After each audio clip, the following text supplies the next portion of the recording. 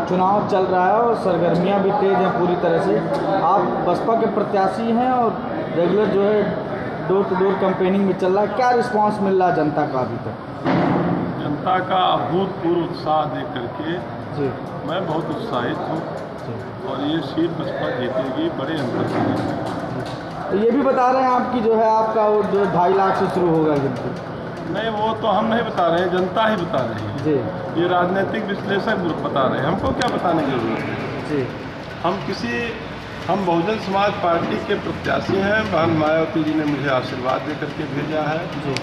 तो मैं गुणा गणित में नहीं, मैं परिश्रम में विश्वास करता हूँ। सभी पार्टियों के लोगों ने लगभग अपना चुनावी घोषणा पत्र चुनाव में कुछ ना कुछ बोला, लेकिन आपके पार्टी से इस तरह का कोई ये घोषणा हमारे नेतृत्व का विषय है और हमारा नेतृत्व देश के विषय पे, समाज के विषय पे वो चिंतन करते हैं।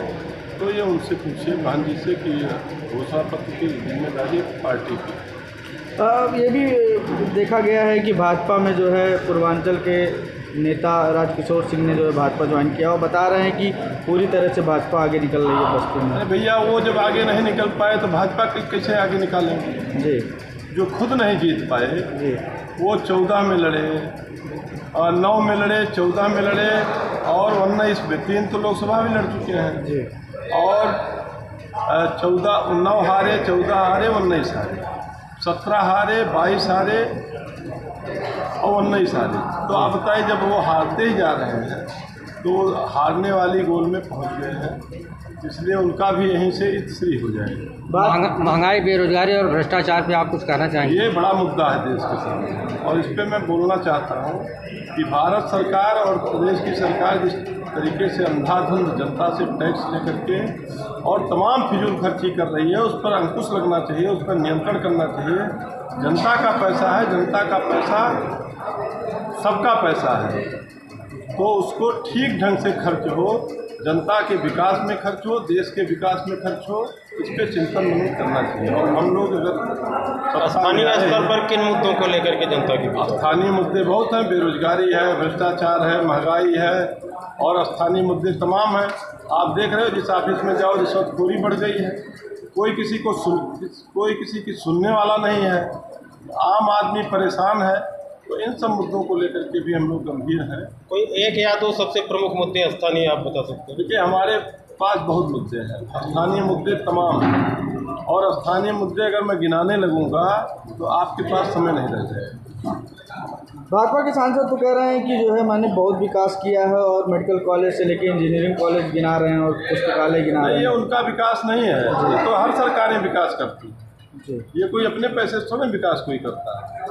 आप जनता से जिस जीएसटी को हमारी पार्टी मतलब भारतीय उसी विकास को वोट भी मांग रहे हैं, वो जो विकास वोट तो मांगेंगे ही, वो अपना भी विकास दिखा दें जनता को। जो उन्होंने अपना विकास किया है वो भी तो जनता देख रही है। आपने सहारा इंडिया में जो पैसा बाकी है उसका मुद्दा उठाया है, एक बड़ा मुद्दा है, बहुत बड़ा तबका है जो सहारा इंडिया से उनका पैसा बाकी है जमा पूंजी, तो किस तरह से आप लड़ाई लड़ेंगे उनका पैसा? मैं संसद में इसके लिए चाहे जिसकी सरकार बनेगी मैं घेरने का काम करूंगा। मैं इस मुद्दे को अगर संसद में पहुंचा तो सदन में उठाने का प्रयास करूंगा।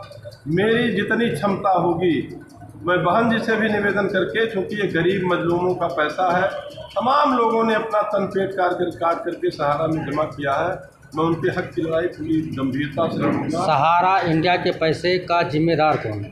जिम्मेदार सरकार को देना चाहिए। अगर शिविर में जमा है तो उस पैसे को निकाल करके जनता को देना चाहिए। भाई, जो जिसका हक है उसको मिले। आपने कहा पहले कि हम पैसा देने जा रहे हैं, उसके बाद आपने कहा एफिडेविट दे 10-10 हज़ार रुपया देंगे, तो ये कोई सरकार जिम्मेदारी नहीं लेना चाहती है।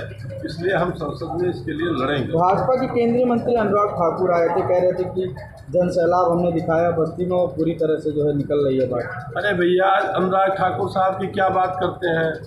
हिमाचल बहुत छोटा सा प्रदेश है, हमें लगता है बस्ती कमिश्नरी कितना भी बड़ा नहीं होगा, और उसमें उसी प्रदेश से राष्ट्रीय अध्यक्ष और कैबिनेट मंत्री अनुराग ठाकुर थे।